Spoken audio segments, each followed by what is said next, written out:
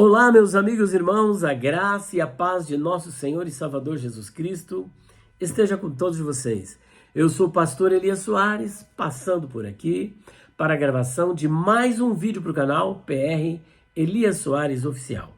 Nós temos comentado alguns temas teológicos e até mesmo aqui levando em consideração as lições da EBD, Escola Bíblica Dominical, deste primeiro trimestre, que foi comentada pelo pastor Ezequias Soares, e temas assim, com viés acadêmico, como, por exemplo, essa 8ª lição desta revista. O tema é Jesus viveu a experiência humana.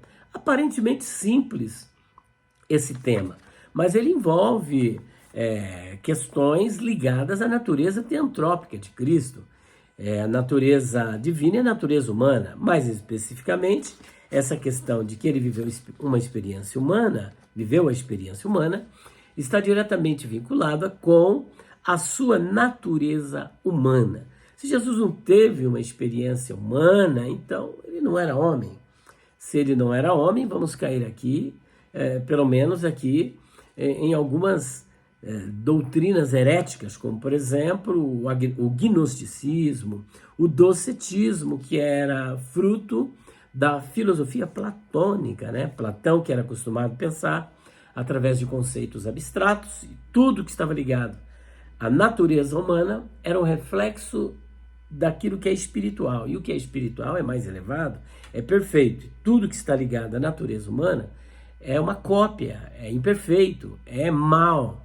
Logo, a divindade não poderia ter assumido um corpo humano.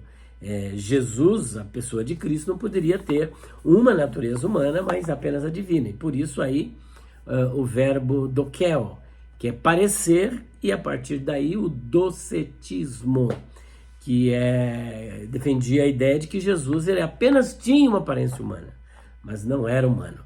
Então percebam que esta revista está tratando de temas que foram discutidos no 2º, no 3º, no 4º século, temas cristológicos e que merecem a reflexão. Por outro lado, nós temos também aqui envolvida a natureza teantrópica de Cristo, a natureza hipostática e agora outras vertentes que eram discutidas naquela mesma época, que é o monotelismo. O monotelismo e também envolve aí o diotelismo, né? O que é esse monotelismo? O que é o diotelismo?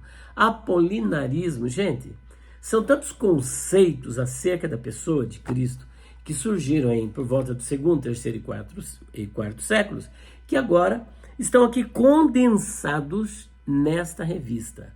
Vamos focar mais a questão da experiência humana de Jesus e neste enfoque eu quero discutir também a ausência de Jesus, ou aparente ausência de Jesus, dos 12 aos 30, afinal de contas.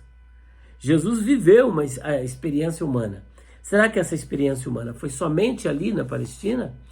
Ou teve, por exemplo, o Líbano, que também ele acabou tendo essa experiência. Nós temos ali a região de Decápolis, né, que não era uma cidade judia, uma cidade gentílica, que era uma cidade, não uma região, corrigindo aqui, não uma cidade, mas uma região composta por 10 cidades.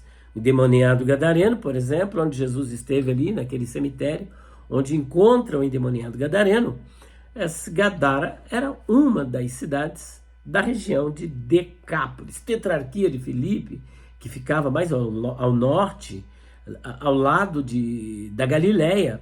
Então perceba que Jesus ele transitou por todas aquelas regiões, e isso mostra a experiência que ele viveu como um homem, como um ser humano.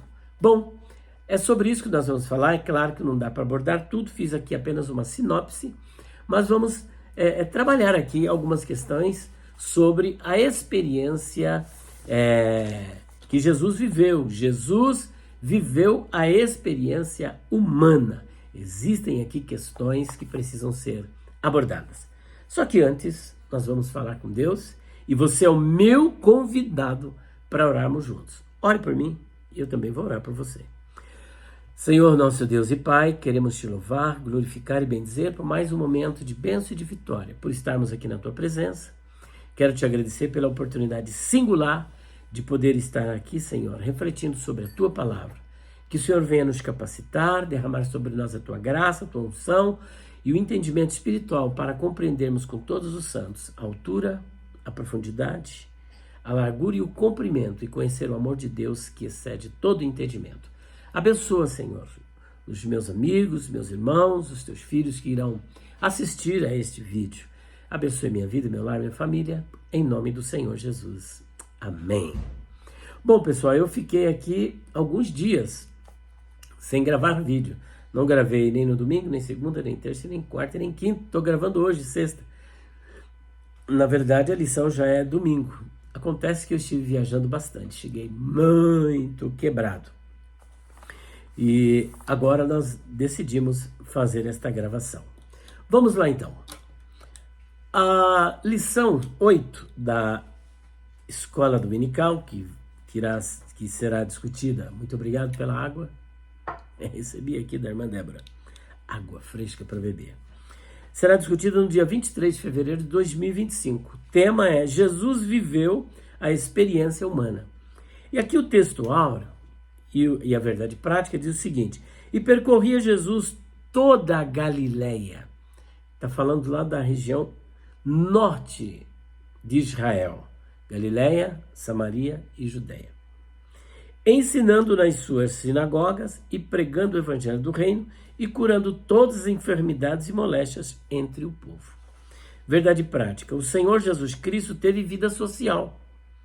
Isso mostra que ele não era antissocial, não vivia recluso, não vivia aí como os essênios, alguns outros grupos dentro do judaísmo que se isolavam da sociedade, até mesmo os fariseus, que viviam uma vida assim meio segregada da sociedade, não se misturavam muito, mas os essênios ainda mais. Ele então teve vida social, amigos, e é verdade, parentes, interagia com as pessoas e era conhecido dos vizinhos e moradores de Nazaré, onde fora criado. Isso aqui é muito importante, onde ele foi criado, cresceu e se desenvolveu. Bom, logo no textuário, na verdade prática, é um exemplo clássico e muito bem colocado aqui pelo pastor Ezequiel Soares, de que Jesus realmente viveu uma experiência humana. Bom, a partir daqui, eu quero aqui fazer uma síntese desta lição, dizendo o seguinte, que Jesus, ele foi gerado pelo Espírito Santo. Ele foi gerado. Em outras palavras, não teve o intercurso sexual masculino. José, que era o seu pai legal, ele, por ocasião daquele lapso temporal, porque entre os judeus, o casamento se dava em duas fases. Havia o Tratado Quidushim e o Tratado Nissuim. O Tratado Quidushim era quando havia a assinatura do contrato, que era Ketubá, contrato de casamento. E havia uma cláusula chamada Erusim, onde o noivo ele tinha que assinar esse contrato e, ao mesmo tempo, dava um dote. Então, esse dote e a assinatura do contrato selava o compromisso. A partir daquele instante, eles estavam casados. Tudo que a moça tinha que fazer era se resguardar, guardar a sua virgindade para ser ou pertencer a um só marido, a um só esposo. A partir daquele instante, então, ele tinha um tempo para ele poder preparar a casa, a fim de, quando ele voltar, no Nissuim, ele tinha um encontro que era num determinado lugar, e não na casa da noiva, mas num determinado lugar. Esse encontro, em grego, é chamado de apântesis. E a partir dali, essa moça era entregue para ele e ele levava para sua casa ou para a casa do seu pai, que estava devidamente arrumada. Então, José, quando ele chega, ele observa, antes de tomar a sua mulher, propriamente dito, para levar para sua casa, porque ele já estava casado, ele observa que ela está grávida. Mas como assim grávida? Se eu só participei do Kiddushin, ou seja, da primeira fase. Assinei o documento e dei o dote. Eu ainda não a tomei por mulher, não tive relações íntimas com ela. E ele tentando fugir, o anjo então o alerta dizendo, não se ausente, não fuja, volte e receba sua mulher, porque o que nela está gerado é do Espírito Santo. Então ela concebeu do Espírito Santo. Olha só, humano e divino.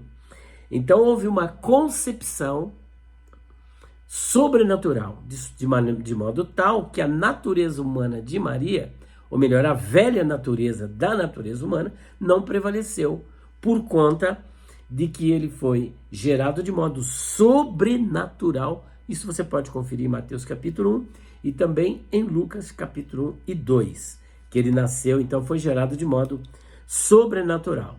Mateus 1, 20 a 23 e Lucas capítulo 1. Segundo ponto, falando ainda dessa experiência humana de Jesus, né? Ele foi gerado no ventre de uma mulher. Não é um alienígena que apareceu do nada e tal. Não. Houve, como já era profetizado, desde Gênesis capítulo 3, versículo 15 e outras passagens relacionadas a Cristo, a profecia de que ele nasceria de uma mulher, como é o caso de Isaías capítulo 7, 14. Muito bem. Agora, outra coisa interessante. Ele nasceu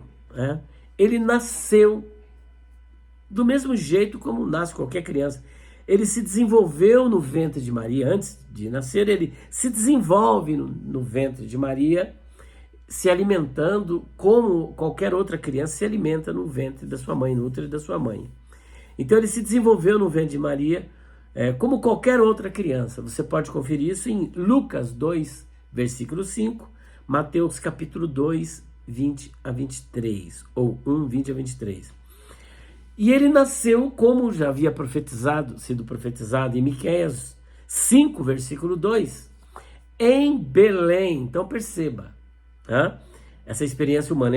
Ele nasceu numa cidade, ele era um belemita, ele nasceu em Belém, de acordo com Miqueias 5:2, e aí você vai ver o cumprimento disso em Lucas capítulo 2, versículos 2 até, ou melhor, capítulo 2, versículo 11 a 15, e ainda Lucas 2, 5 a 7.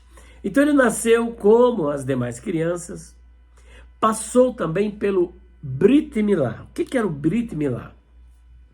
É o pacto abraâmico, ou seja, o pacto com Deus, que Deus faz com Abraão, mas extensivamente a toda a nação. A Brit Milá ocorre lá em Gênesis, capítulo de número 17, quando Abraão foi circuncidado aos 99 anos. E ele circuncida todos os da sua casa. Esse era um pacto, uma aliança entre Deus e o seu povo, que tinha com ele aliança. E por isso você vai ver muitas expressões. Quem é este incircunciso? Ou seja, aquele que não tem pacto, que não tem aliança com Deus. Então Jesus, ele, como qualquer outro judeu, visto que ele era judeu e belemita, ele passava pelo processo do Brit Milá, pelo pacto da circuncisão. E ele foi circuncidado no 8º dia. E ainda, ele recebeu o nome de Jesus no 8º dia pelos seus pais. Porque os pais foram orientados pelo anjo quando Maria ainda não havia concebido no seu ventre a Jesus. O anjo disse, olha, o nome dele será Jesus, você vai conceber do Espírito Santo, e o ente que em ti há de nascer será chamado Filho do Altíssimo, e o nome dele, Jesus, forma grecizada do hebraico Yeshua, que por sua vez é uma forma contraída de Yehoshua, cujo nome significa Yahvé é salvação, um nome teofórico. Então perceba que ele, como qualquer outro judeu, foi circuncidado e recebeu o nome no 8º dia. Depois de receber o nome no 8º dia, havia as leis da purificação pelas quais as mulheres passavam. Com Maria, não foi uma exceção à regra. Ela também passou por essas mesmas purificações que duravam 33 dias.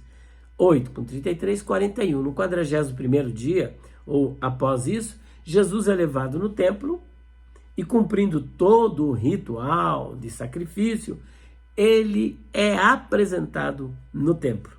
Então perceba que ele, passo a passo, ele está tendo a experiência uma experiência de vida como qualquer outro judeu.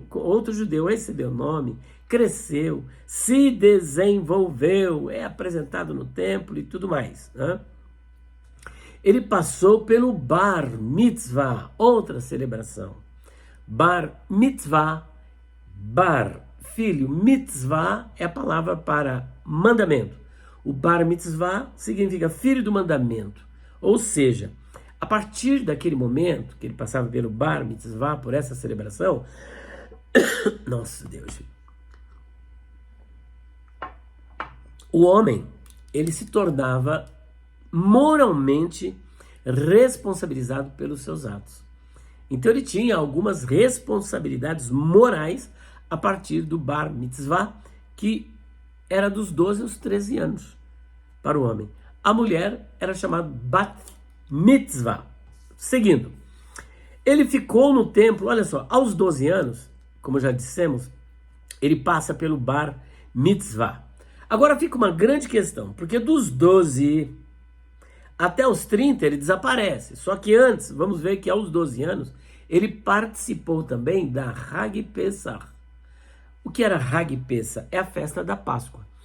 Todo judeu, a partir desta idade, era convocado, de onde eles estivessem, a subir para Jerusalém. Quem vai para Jerusalém sempre sobe. Quem sai de Jerusalém sempre desce. Então é melhor ir para Jerusalém, né? Ele passa, então, ele celebra a festa da Páscoa. Aos 12 anos ele participou da Hag Pesach. E esse era um costume dele. Ele tinha costume, os seus pais eram acostumados e ele também. Agora, a partir desta idade, ele participa e continua participando da Hag Pesach. Porque também ele vivia debaixo da lei como qualquer outro judeu. Mas aqui existe uma questão, né? Jesus viveu a experiência humana. Tá, e onde ele estava dos 12 aos 30 anos? Porque, aparentemente, a Bíblia faz um silêncio acerca da experiência de Jesus entre os judeus nesta fase. Aí existem 1000 especulações. Alguns dizem que ele estava na Índia aprendendo levitação e, por esta causa, ele andou sobre o mar. Então, Pedro também, será que aprendeu levitação? Porque ele também andou sobre o mar. Ah, mas Pedro foi pelo poder de Jesus. Ah, e Jesus também pelo poder do Espírito. Está me entendendo? Então, essa questão de que ele aprendeu levitação lá na Índia está totalmente descartada. Ele passou por Tiro, Sidom, por Decápolis, essas regiões, mas ele passou, ele não conviveu nestas regiões.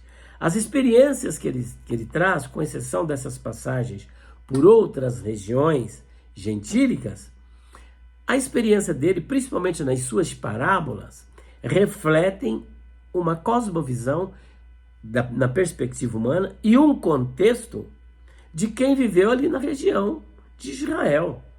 Tá? A experiência dele é a deste povo, porque ele falava na linguagem do povo. As parábolas que ele elaborava, era dentro desse contexto, de modo tal que os judeus compreendiam o que ele estava falando.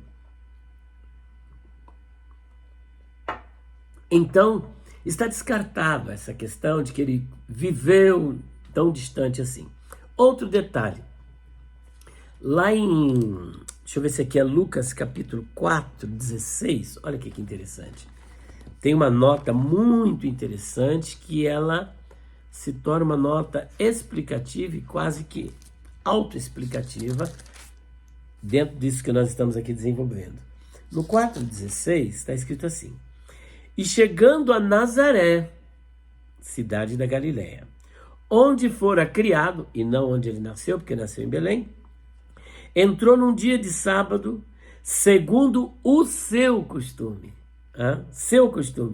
na sinagoga, e levantou-se para ler. Olha que interessante, e levantou-se para ler. Então veja que ele tinha este costume. Por outro lado, Jesus, eu não estou encontrando aqui o versículo, ele era conhecido como o carpinteiro. Não é este o carpinteiro? E não estão aqui a sua mãe, o seu pai e tudo mais?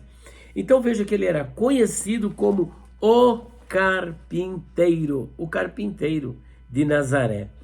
Veja que para ele poder ter esse título de carpinteiro, eu estou procurando o que foi que eu anotei aqui, mas não estou conseguindo. Lucas 2,42, não é? 4,16. Ele era o carpinteiro. Para ele adquirir esse título de carpinteiro, veja que uma pessoa não adquire esse é um pedreiro de mão cheia. Como? Ele trabalhou de servente pedreiro, ele construiu o seu nome ao longo do tempo. Para que ele pudesse ser conhecido como carpinteiro, e leve-se em consideração que um judeu, quando a partir do momento da sua celebração do Bar Mitzvah, que era do 12 aos 13, todo judeu aprendia uma profissão, a fim de que em momentos de crise, de dificuldade, ele não viesse passar necessidade.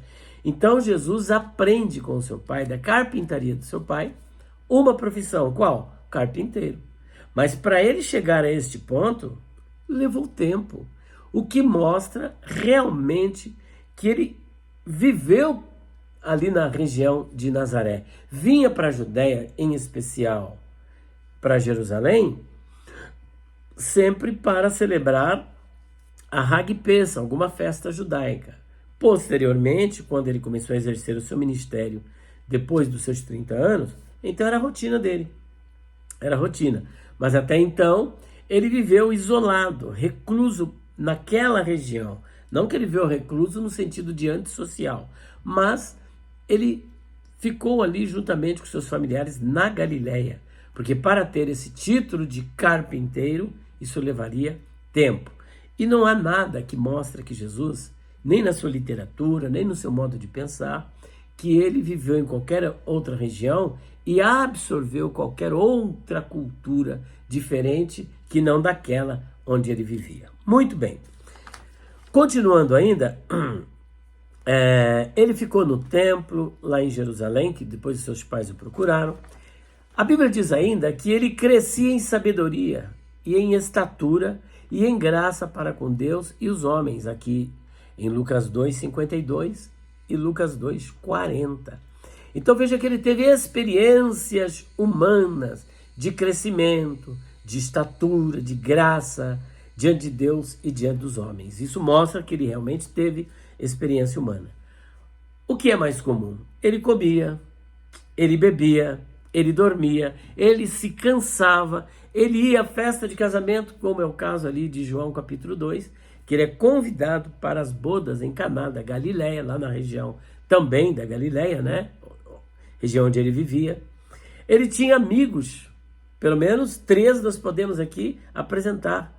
Lázaro, ele tinha Marta, tinha Maria e outros amigos. Ele fazia amizades. Ele fugiu para não morrer, por exemplo, lá em Lucas 4, 28 a 30. Deixa eu ver se está aqui. Ele foge, olha só. E todos na sinagoga, ouvindo essas coisas, se encheram de ira e, levantando-se, o expulsaram da cidade e o levaram até o cume do monte em que a cidade deles estava edificada, para dali o precipitarem. Ele, porém, passando pelo meio deles, retirou-se. Tá vendo? Experiência humana. Experiência humana está aqui. Agora, essas experiências e muitas outras que nós podemos notar do convívio de Jesus, mostra que realmente ele tinha uma natureza humana. Então não há como negar, alguns que procuram negar que Jesus tinha uma natureza humana, tem que lidar com estas situações aqui, os docetistas, os gnosticistas, os platonistas e companhia limitada, precisam trabalhar essas questões aqui para reprovar a realidade da experiência de Jesus. Agora existem, como nós já dissemos, algumas doutrinas que foram consideradas como heréticas, que contestam a natureza humana de Jesus, contestam, por exemplo, o docetismo. O docetismo partia da perspectiva do verbo dokel, que é parecer, que Jesus parecia um ser humano, mas não era humano. Alguns outros chegaram até a propor que havia Jesus e o Cristo. Quem morreu foi o Jesus, o Cristo fugiu da cruz. Outros dizem que Jesus realmente parecia ser humano, mas ele não morreu na cruz. Então, se Jesus não era humano, e se ele não morreu, é prova clara que ele não ressuscitou. Se ele não morreu e não ressuscitou, nós continuamos nos nossos pecados. Nossos pecados não foram perdoados, a justificação também não foi aceita, a doutrina da imputação também não, nós continuamos nos nossos pecados, é vã nossa fé, como diz Paulo em 1 Coríntios capítulo 15, do 12 em diante. Então está comprometida a nossa própria salvação. Portanto, Jesus era humano sim, ele morreu sim pelos nossos pecados, mas ressuscitou conforme diz as Escrituras. Agora nós temos aqui algumas perguntas que são complexas. Quantas vontades tinha Jesus? Alguns chegaram a propor o monotelismo, que ele tinha uma vontade, a vontade divina absorveu a humana, de modo tal, então, que ele tinha apenas a vontade divina. Se tinha vontade divina, como homem, ele não morreu, não teve experiências. É complexo isso. Né? Por outro lado, se tem o monotelismo, que é uma só vontade, tem o diotelismo. Monotelismo vem de monos, e telema, acho que é isso mesmo, telema, deixa eu ver aqui no dicionário de grego, a palavra grega é telema, na verdade, não é telém, é telema. Telema, vontade e tendência, olha aqui. Então nós temos a palavra grega que é telema, vontade, tendência, inclinação. Que mais? Vontade, propósito, motivo, prazer soberano e por aí vai. Então nós temos aqui telema. Então, primeiro, monos, telema, vontade. Logo, uma vontade. Por outro lado, tem o diotelismo.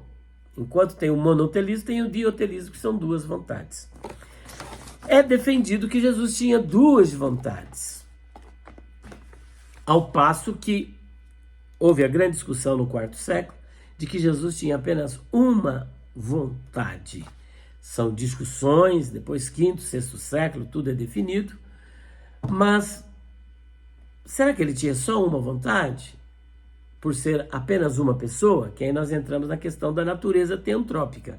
Jesus, ele tinha duas naturezas, uma humana e outra divina. Agora, a natureza humana e divina não faz com que Jesus seja duas pessoas, como dizia Nestório, o nestorianismo, né? Nessa parte, Nestório pecou, o Nestor, né? Dizendo que havia uma pessoa para a natureza divina e outra pessoa para a natureza humana. Logo, eram duas pessoas, aí coincidindo com essa questão aí do diotelismo, que são duas vontades. Havia uma vontade divina e uma vontade humana, e as duas vontades estavam em conflito. Gente, é complexo o negócio, viu? Acho que eu até fiz uma confusão aqui. O nestorianismo concebia duas pessoas, uma para a natureza divina e outra para a natureza humana. Já o monotelismo concebia uma vontade para as duas naturezas, porque era uma só pessoa. E o diotelismo, duas vontades.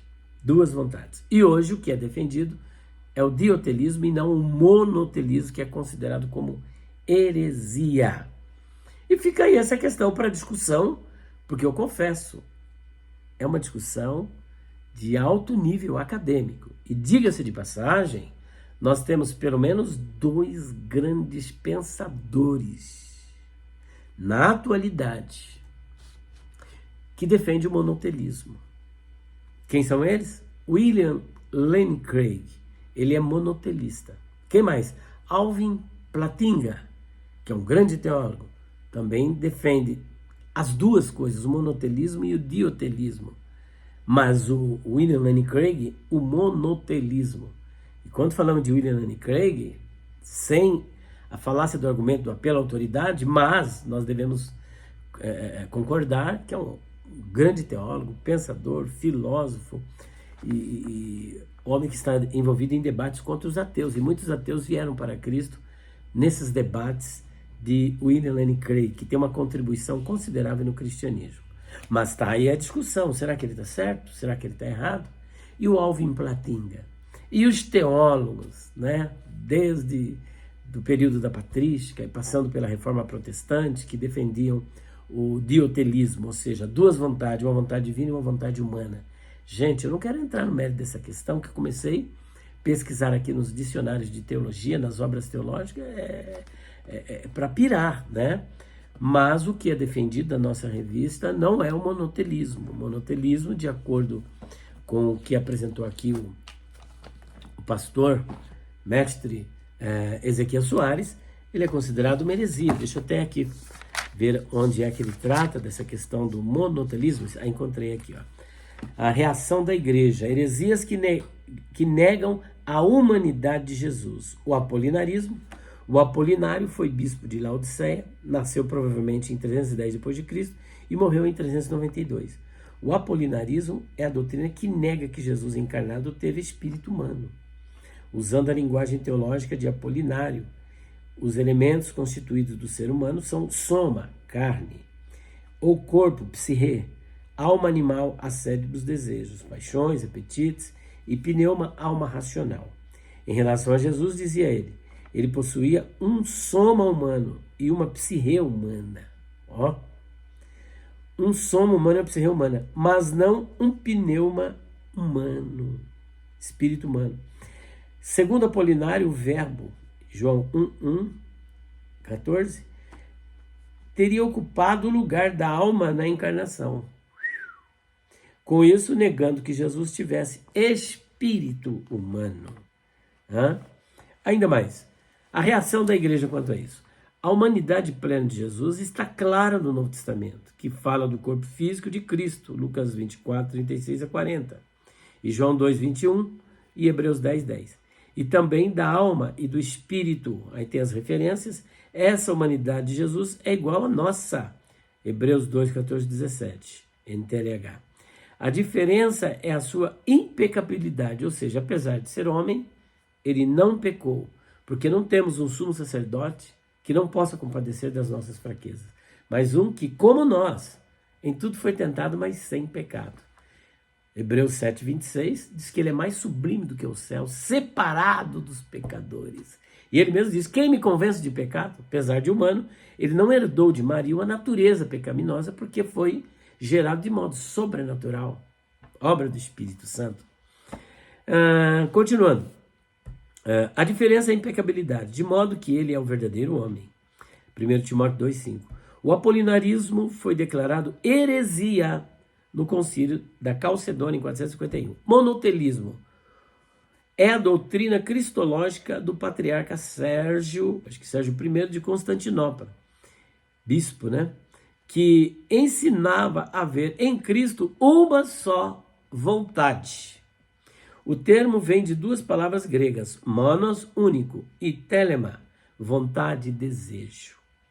Era uma tentativa de conciliar a teologia monofisita com o credo de Calcedônia, que afirmava as duas naturezas intactas, separadas e inconfundíveis em uma só pessoa, em Jesus.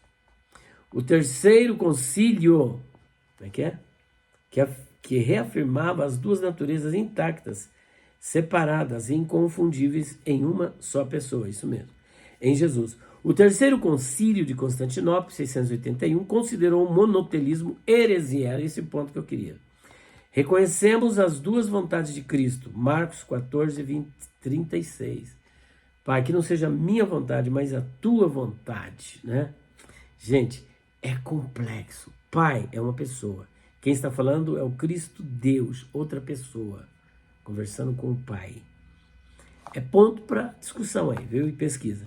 É evidente que as ações de Cristo, como caminhar, comer, beber, interagir com as pessoas, são puramente humanas, mas são produzidas pela natureza humana sob a direção divina.